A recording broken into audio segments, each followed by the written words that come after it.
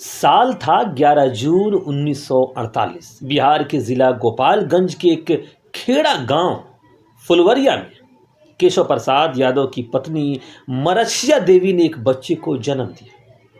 उस समय केशव प्रसाद यादव गांव के किसी बाबू साहब के यहाँ दूध देने गए थे, लेकिन घर में महिलाओं का खूब जमावड़ा था। घर लौटते समय गांव के किसी व्यक्ति ने केशव को बताया कि बधाई हो, आपके घर बच्चा हुआ है, लेकिन यह नहीं बताया कि बेटा हुआ है या बेटी।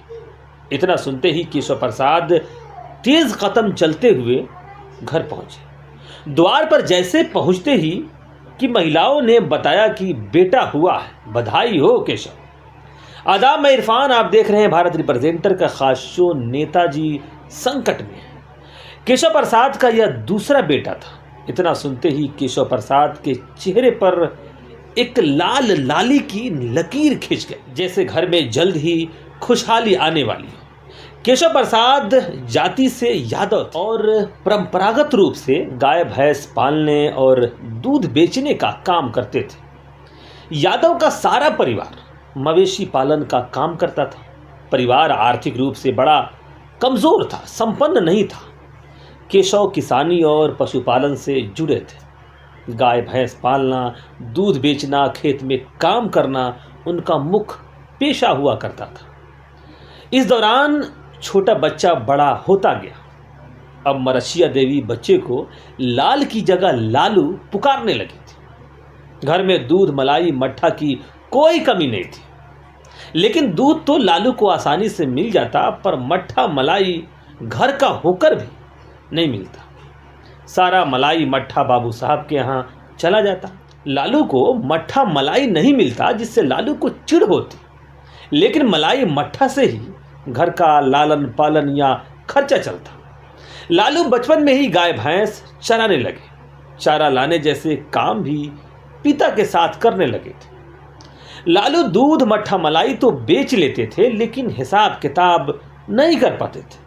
ये पिताजी बड़े आसानी से समझ जाते कि लालू की पढ़ाई की कमी है, जिसकी वजह से वो सामान तो बेच लेता है, दूध, मट्ठा, मलाई तो बेच लेता है, लेकिन सही पैसा नहीं ले पाता। फिर एक दिन पिताजी ने लालू का दाखला गांव के स्कूल में कराया ताकि कुछ पढ़ लिख जाए। गांव के स्कूल में पढ़ाई की शुरुआत हुई, लेकिन बाद में लालू पटना चले गए और पटना विश्वविद्यालय से लॉ की पढ़ाई की, और यहीं से उनका राजनीतिक जीवन की शुरुआत हुई। फिर लालू ने भैंस के सींग पर चढ़कर दिल्ली की सत्ता तक कैसे छलांग लगा दी, ये अपने आप में रोचक है। ये फिर कभी सुनाएंगे।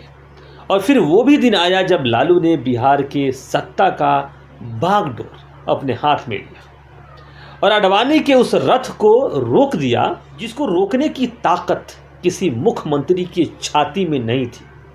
लालू ने बिहार के समस्तीपुर में रोककर अडवाणी को गिरफ्तार कर लिया और दिल्ली की सियासत के नाक में नकेल कस दी, और गरीबों का मसीहा बनकर लालू उभरे। अहीरों को यादव बनाया, बेजुबानों को जुबान दिया, छोटे जातियों को बधुआ मजदूरी और बाबू साहब लोगों की गुलामी से निकालकर सियासत में एंट्री करा। बाबू साहब लोगों का 90 से पहले का जो वर्चस्व था, उसको लालू ने जड़ से समाप्त कर दिया। इस तरह से लालू ने सदियों से पिछड़ों, अति पिछड़ों पर राज करने वाले बड़े जाति के लोगों से लोहा लिया, एक तरह से कह लीजिए। फिर कहते हैं कि सबने मिलकर लालू के खिलाफ षड्यंत्र कर दिया और लालू प्रसाद यादव को चारा घोटाले में फंसा दिया। हालांकि इस षड्यंत्र में नीतीश कुमार से लेकर और कई लोग शामिल थे। 1990 के दशक का सबसे बड़ा घोटाला था ये, जिसमें बिहार के पशुपालन विभाग के अधिकारियों ने सरकारी खजाने से फर्जी बिलों के जरिए 950 करोड़ से ज़्यादा की लूट की थी। हालांकि अब उससे ज़्यादा का घोटाला हो रहा है, लेकिन कोई पूछने वाला नहीं है। हालांकि ये लूट 1980 से शुरू हुआ, जब बिहार में जगन्नाथ मिश्रा मुख्यमंत्री थे, जाति से बरहान थे।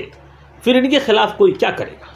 आज उनका बेटा नीतीश मिश्रा बिहार सरकार में मंत्री है।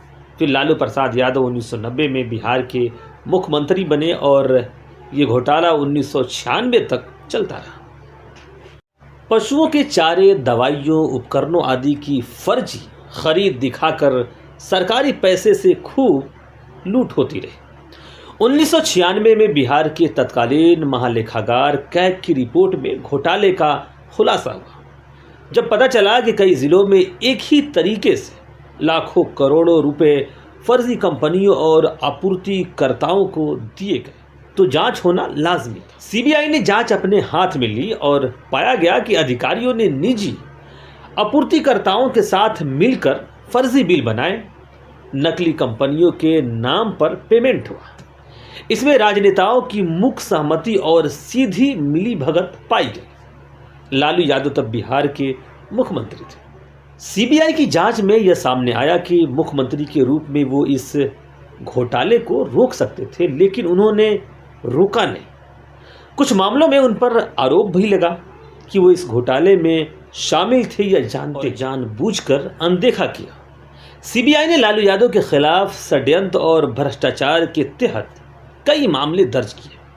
सीबीआई ने 1997 में लालू यादव को आरोपी बनाया। लालू यादव ने मुख्यमंत्री पद से इस्तीफा दे दिया और फिर अपनी पत्नी राबड़ी देवी को मुख्यमंत्री बना दिया। हालांकि कई लोग कहते हैं कि राबड़ी को मुख्यमंत्री बनाने में शहाबुद्दीन का बड़ा हाथ था।